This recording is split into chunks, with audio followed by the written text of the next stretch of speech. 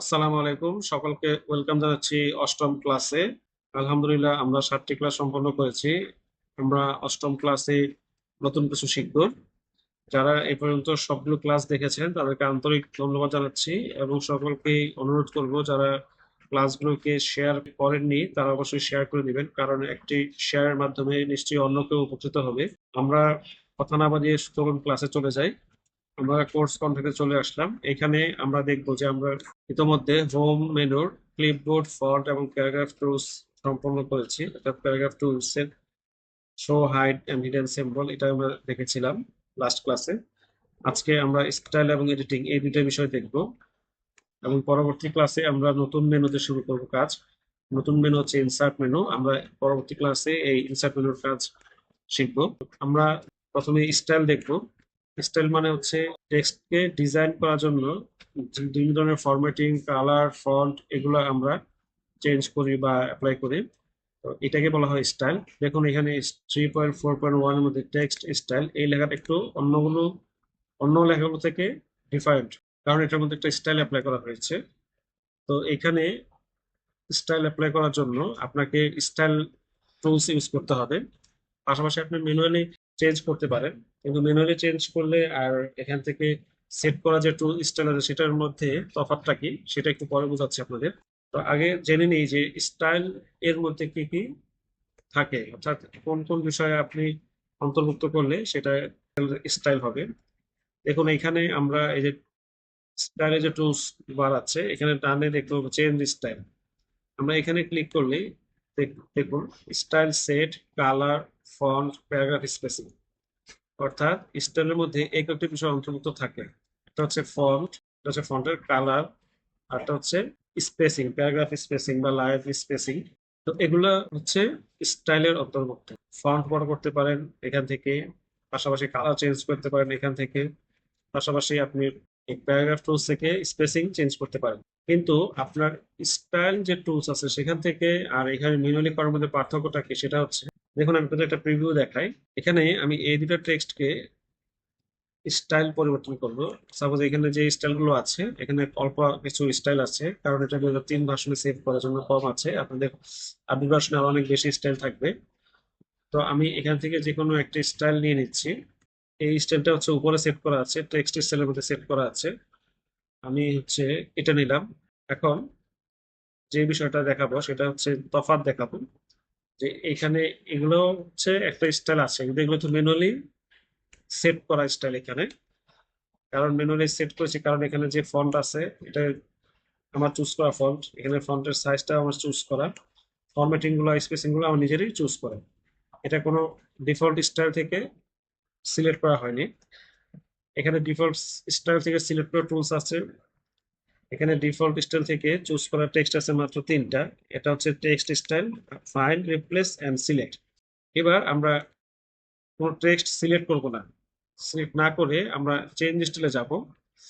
যাওয়ার পরে প্রথম যে স্টাইল আছে স্টাইল সেট আমরা অলরেডি দেখে ফেলেছি, কারণ এখানে যে স্টাইল গুলো আছে সেগুলোই এখানে নাম দেওয়া আছে। এখান থেকে আমরা সেগুলা চেঞ্জ করতে পারি। দেখতে পাচ্ছেন এখানে নামের, যখন আমি নাম চেঞ্জ করছি তখন আমার স্টাইল গুলো পরিবর্তন হচ্ছে প্রিভিউতে। তো এই জন্য আমি বলবো যে এটা আমরা দেখে ফেলেছি অলরেডি। আমরা এখন নিচে যেটা যাচ্ছে কালার, সেটাতে যাব। কালার যাওয়ার পর আমরা আসলে কথাটা বুঝতে পারবো। আমি কোনো টেক্সট সিলেক্ট করিনি, না করে আমি চেঞ্জ স্টাইলে যাব, যাওয়ার পরে কালারে যাব। এখন এখানে দেখতে অনেকগুলো কালার প্যালেট দেওয়া আছে। কালার প্যালেটের মধ্যে বিভিন্ন কালার কম্বিনেশন আছে। আমি যখন অফিসে থাকবো, এটা হচ্ছে আমার ডিফল্ট। এখন আমার যেটা অ্যাপ্লাই করা আছে সেটা ডিফল্ট। আমি একটু গ্রে স্কেলে নামি, নামার পর দেখুন আপনার হচ্ছে এইখানে লক্ষ্য করবেন, এখানে লক্ষ্য করবেন, আর এই শেপ শেপ যে ড্রয়িং করেছি অ্যারো মার্ক গুলা এগুলো কিন্তু লক্ষ্য করবেন, পাশাপাশি এগুলোতেও লক্ষ্য করবেন। আমি যখন গ্রে স্কেলে মাউস নিলাম, নেওয়ার পর দেখুন আমার শেপ যে ড্রয়িং করছে সেগুলা, পাশাপাশি যেগুলাতে ডিফল্ট টেক্সট অ্যাপ্লাই করা হয়েছে, ডিফল্ট স্টাইল অ্যাপ্লাই করা হয়েছে, সেগুলা কিন্তু পরিবর্তন হয়ে গেছে। কিন্তু অন্য কোনো টেক্সট বা অন্য কোনো ড্রয়িং গুলা কিন্তু কোনো পরিবর্তন হয়নি। আমি আরেকটা কালার প্যালেটে যাচ্ছি। সাপোজ আমি এটাতে দিলাম আসপেক্টে। দেখুন এখানেও একই কাজ হয়েছে। অন্য কোনো টেক্সট কোনো ধরনের ইফেক্ট পড়েনি, কিন্তু যেগুলোতে ডিফল্ট স্টাইল অ্যাপ্লাই করা হয়েছে সেগুলোতে পরিবর্তন হয়েছে। এভাবে যে কোনো কালার প্লেটে আপনি মাউস মুভ করছেন, দেখুন আপনার কালার গুলো পরিবর্তন হচ্ছে। তো আপনার ডিফল্ট এবং ম্যানুয়াল স্টাইলের মধ্যে এটাই হচ্ছে তফাৎ। এখানে আপনার যদি 100 পেজে এই স্টাইলটা সিলেক্ট করা থাকতো, তাহলে আপনার এই একটা কালার চুজ করা মাত্র সব কালার অটোমেটিক চেঞ্জ হয়ে যেত। পাশাপাশি যত শেপ থাকতো প্রতিটা শেপেরও আপনার স্টাইল পরিবর্তন হয়ে যেত একটা ক্লিকের মাধ্যমে। এখন আমরা দেখি ফন্ট স্টাইলের আরেকটি অপশন হচ্ছে ফন্ট। তো ফন্ট কিন্তু এর মতো না, ফন্ট কিন্তু কালারের মতো না। কালারের শুধুমাত্র স্টাইল যেখানে প্রয়োগ করা হয়েছে ডিফল্ট স্টাইল, সেখানে কালার প্রয়োগ হয়। কিন্তু ফন্টে যখন আপনি দেখবেন ফন্টে যাওয়ার পর আমি এখানে ফন্ট চেঞ্জ করছি। মাউস যখনই অন্য কোনো ফন্টে নিচ্ছি, আপনার কিন্তু সমস্ত ফন্ট কিন্তু চেঞ্জ হচ্ছে। তো যত টেক্সট আছে সব টেক্সটের ফন্টই চেঞ্জ হচ্ছে। এখান থেকে ফন্ট চেঞ্জ করলে সম্পূর্ণ টেক্সটের ফন্ট একসাথে চেঞ্জ হয়ে যাবে। আপনার নির্দিষ্ট সিলেকশন করে ফন্ট চেঞ্জ করার সুযোগ নেই এখানে। এরপর যে প্যারাগ্রাফ স্পেসিং আছে, প্যারাগ্রাফ স্পেসিং ক্ষেত্রেও একই সিচুয়েশন, অর্থাৎ ফন্টের মতোই এখানে আপনার নির্দিষ্ট অংশ চেঞ্জ করার সুযোগ নেই। আপনাকে সম্পূর্ণ ডকুমেন্টের যে প্যারাগ্রাফ সেটিং আছে সেটা আপনার চেঞ্জ করতে হবে। তো আশা করি আপনাদের এই স্টাইল নিয়ে আর কোনো সমস্যা থাকবে না। স্টাইল টুলে নিচের ডান কর্নারে যে ছোট্ট আইকনটি আছে সেখানে আমরা ক্লিক করব। এটা আপনার শর্টকাট ওপেন করার জন্য Alt control shift plus S press করলেই এই বারটা ওপেন হবে। এটা ওপেন হওয়ার পরে আপনারা দেখতে পাচ্ছেন হেডিং টু টাইটেল, এখানে কিছু স্টাইল রয়েছে। এগুলো মূলত এখানে যেগুলো প্রিভিউ হচ্ছে সেগুলাই এখানে দেখানো হচ্ছে। এখানে আলাদা করে নতুন কিছু নেই, তবে এখানে আপনারা কোন স্টাইলটাতে কোন কোন ধরনের সেটিংস ব্যবহার করা হয়েছে সেটা আপনারা সম্পূর্ণ জানতে পারবেন। দেখুন হেডিং টু তে কি কি ব্যবহার করা হয়েছে, এখানে ফন্ট আছে কি, হেডিং কোনটা, প্লাস ফন্ট নাম, font size, bold, colour, spacing সবগুলো এখানে ডিটেল জানা যাবে এই এই বার থেকে। তারপরে এখান থেকে এটা জানতে পারেন। তো এটা আমি ক্লোজ করে দিলাম। তো আর স্টাইল নিয়ে আর কিছু বলার নেই, আশা করি আপনারা যতটুকু বুঝতে পেরেছেন। আর বাকিটুকু আপনারা যখন নিজেরা প্র্যাকটিক্যালি কাজ করবেন বা নিজেরা এই বিষয়টা অ্যানালাইসিস করবেন, তখন আপনারা বুঝতে পারবেন এবং শিখতে পারবেন। আমরা এরপরে যে টুলসটি দেখবো সেটা হচ্ছে এডিটিং টুল। এডিটিং টুলে তিনটা টুলস আছে, ফাইন্ড, রিপ্লেস এবং সিলেক্ট। এখানে ফাইন্ড মানে হচ্ছে খোঁজা। আমরা জানি কোনো কিছু যখন আপনি খুঁজবেন তখন এই ফাইন্ড টুলটা ব্যবহার করবেন। এখানে আপনার ডকুমেন্টের মধ্যে খোঁজার কি আছে এটা হয়তো আপনার প্রশ্ন আসতে পারে। এখানে আপনার খোঁজার আছে হচ্ছে আপনি এখানে কোনো বিশেষ শব্দ বা কোনো বিশেষ সংখ্যা, সেটা আপনি এখান থেকে এই ফাইন্ড টুলের মধ্যে খুঁজতে পারেন। ধরুন আপনি একটা শব্দ কোথায় আছে, কোন পেজে আছে, কিংবা একটি শব্দ আপনার ডকুমেন্টে কতবার ব্যবহার করেছেন সেটা জানার জন্য আপনি এই ফাইন্ড টুলটা খুব ব্যবহার করতে পারবেন ইফেক্টিভলি। কারণ এই ফাইন্ড টুলে যখন আপনি একটা শব্দ লিখবেন সেটা আপনাকে সে খুঁজে দিবে এবং হাইলাইট করে দিবে সেটা কোথায় আছে। আমি আপনাদের প্র্যাকটিক্যালি দেখাচ্ছি। আমি ফাইন্ডে ক্লিক করলাম, ক্লিক করার বামে একটা নেভিগেশন বার ওপেন হয়েছে। এখানে আপনি যখন টাইপ করবেন যে কোনো একটা শব্দ, যেমন আমি টাইপ করলাম হচ্ছে ফাইন্ড, সাপোজ ফাইন্ড আমি টাইপ করলাম, ফাইন্ড এখানে একবারই আছে দেখাচ্ছে ওয়ান ম্যাচ, এবং এখানে হাইলাইট হয়ে গেছে একটি শব্দ। আমরা আরেকটি শব্দ টাইপ করি, ভিন্ন একটি শব্দ, সেটা হচ্ছে পেজ। পেজ দেখুন আমার কয়বার আসছে, তার বলছে 10 ম্যাচেস, 10টা ম্যাচ করছে, 10 জায়গায় আছে। এই পেজে 4টা হাইলাইট হয়েছে এবং এখানে ক্লিক করলে আপনাকে নিয়ে যাবে যেখানে যেখানে আছে আপনি পেয়ে যাবেন। এভাবে আপনি শব্দ খুঁজে বের করতে পারেন এই ফাইন্ড টুলের মাধ্যমে। আপনার ফাইন্ড টুলের শর্টকাট হচ্ছে কন্ট্রোল এফ। কিবোর্ডে কন্ট্রোল এফ প্রেস করলে, একটু ক্লোজ করে দিচ্ছি এটা, এবার আমি কন্ট্রোল এফ প্রেস করলাম, করার মতো দেখুন এখানে নেভিগেশন, ফাইন্ড নেভিগেশনটা ওপেন হয়ে গেছে। তো এভাবে কন্ট্রোল এফ দিয়েও আপনারা ফাইন্ড চালু করতে পারেন। ফাইন্ড টুলের সাথে এটা চিহ্ন আছে, ত্রিভুজ চিহ্ন, সেখানে ক্লিক করলে আপনারা তিনটা অপশন পাবেন, একটা হচ্ছে ফাইন্ড, অ্যাডভান্স ফাইন্ড এবং গো টু। ফাইন্ড আমরা দেখলাম অলরেডি, আমরা অ্যাডভান্স ফাইন্ড দেখবো। অ্যাডভান্স ফাইন্ড ক্লিক করলে একটা ডায়লগ বক্স ওপেন হবে যেখানে তিনটা টুলস পাবেন, ফাইন্ড, রিপ্লেস এবং গো টু। এখানে আমরা রিপ্লেসটা এখানেও আছে, ফাইন্ডের নিচেই আছে, দেখতে পাচ্ছেন। তো এখানে ফাইন্ডের অ্যাডভান্স অপশনটা হচ্ছে আমরা এখানে যতগুলো শব্দ ফাইন্ড করব সেটা হাইলাইট করার জন্য এখান থেকে সিলেক্ট করতে পারবো, হাইলাইট অল। দেন আমরা কোথায় কোথায় ফাইন্ড করব, আমরা কি শুধু ডকুমেন্টের মধ্যে ফাইন্ড করব নাকি আমাদের যে টেক্সট বক্স আছে সেখানেও ফাইন্ড করব, সেটা এখান থেকে চুজ করতে পারবো। এরপর আমরা একটা শব্দ ফাইন্ড করার পরে আমরা নেক্সট ক্লিক করলে, যেমন এখানে আমি একটু হাইলাইট করি, হাইলাইট অল, দেখুন এখানে হাইলাইট হয়েছে। আমরা ফাইন্ড নেক্সট দিলে একটার পর একটা দেখাবে। ফাইন, নেক্সট দিলাম, দেখুন এখানে এটা দেখাচ্ছে। আবার ক্লিক করলাম, এর পরটা দেখাচ্ছে। আবার ক্লিক করলাম, এর পরটা দেখাচ্ছে। এভাবে আমরা দেখতে পারি। ক্লোজ বাটনে ক্লিক করলে এটা ক্লোজ হয়ে যাবে এই বক্সটা। এখানে মোর ক্লিক করলে এখানে আরো কিছু অ্যাডভান্স ফাংশন আসবে, সেখানে আপনি কতটুকু ম্যাচ করবেন, চেক বক্স দিয়ে আপনি আপনার ফাইনটাকে আরেকটু অ্যাডভান্স করতে পারেন। আমরা এরপরে দেখবো হচ্ছে রিপ্লেস টুল। রিপ্লেস আপনার এই বক্সের মধ্যে রিপ্লেস রয়েছে, এই যে দেখতে পাচ্ছেন ফাইন্ডের পাশে রিপ্লেস রয়েছে। আবার আমাদের এইখানে ডানে ফাইন্ডের নিচে আমরা রিপ্লেস পাবো।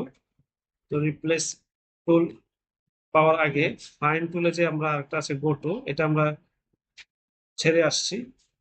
এটা আমরা রিপ্লেসের পরে দেখবো, কারণ আমরা যখন এখানে ক্লিক করছি দেখুন find replace then go to. তো ফাইন্ড দেখেছি, রিপ্লেসে আমরা যখন ক্লিক করবো তখন আমরা একটা শব্দের পরিবর্তে আরেকটা শব্দ রিপ্লেস করতে পারবো, বসাতে পারবো। সাপোজ আমরা এই পেজ শব্দটাকে রিপ্লেস করব, পেজটাকে রিপ্লেস করলে আমরা এখানে শীট লিখবো। সেক্ষেত্রে কিভাবে করতে পারি, আমরা রিপ্লেস বাটনে ক্লিক করব। রিপ্লেস টুলসে ক্লিক করার পরে আপনার ফাইন্ড হোয়াট অপশনের মধ্যে যে পেজটা, যে শব্দটা আপনি চেঞ্জ করবেন সেটা লিখতে হবে। যেমন এখানে পেজ আছে, আমরা পেজ এখানে লিখে দিলাম।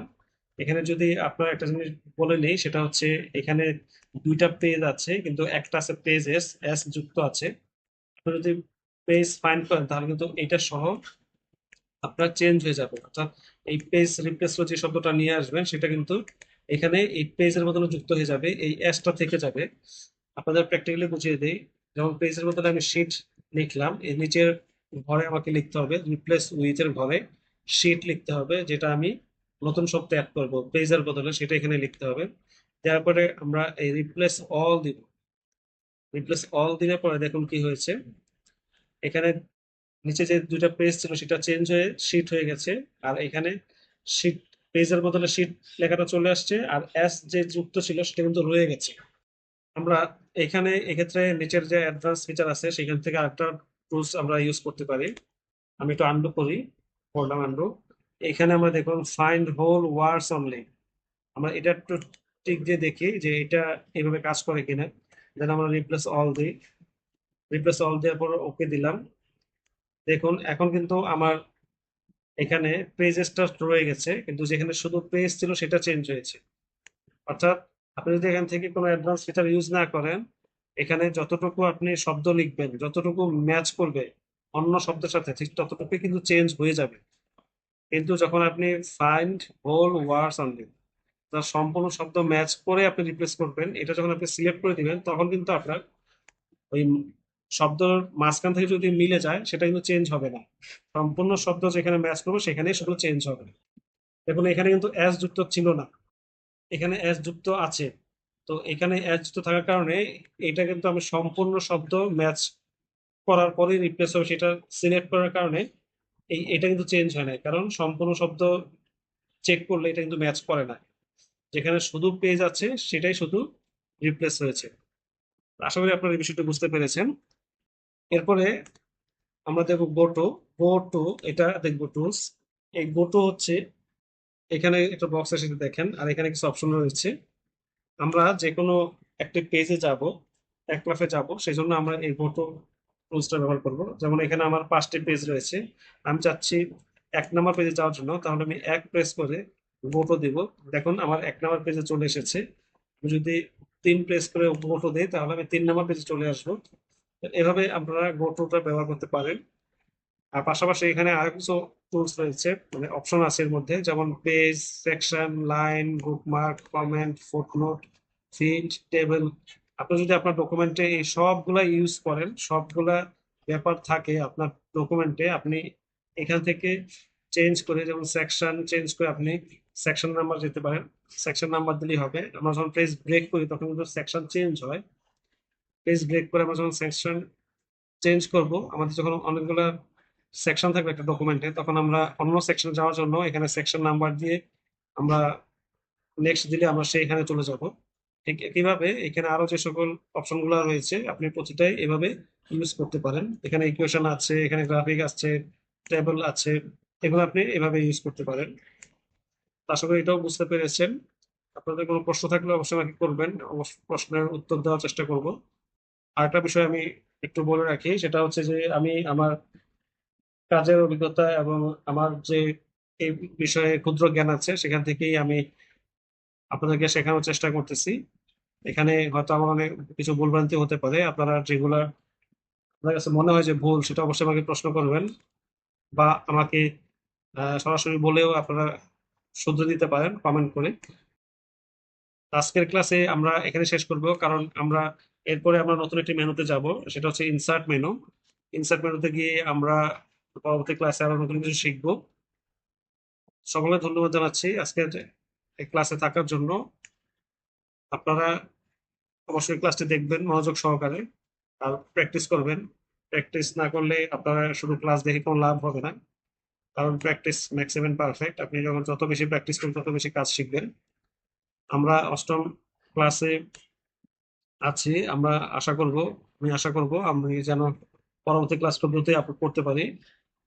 তো কাজের ব্যস্ততার কারণে আর সময় হয় না আসলে। তো কাজের ফাঁকেই আমি এই কাজগুলো করে থাকি।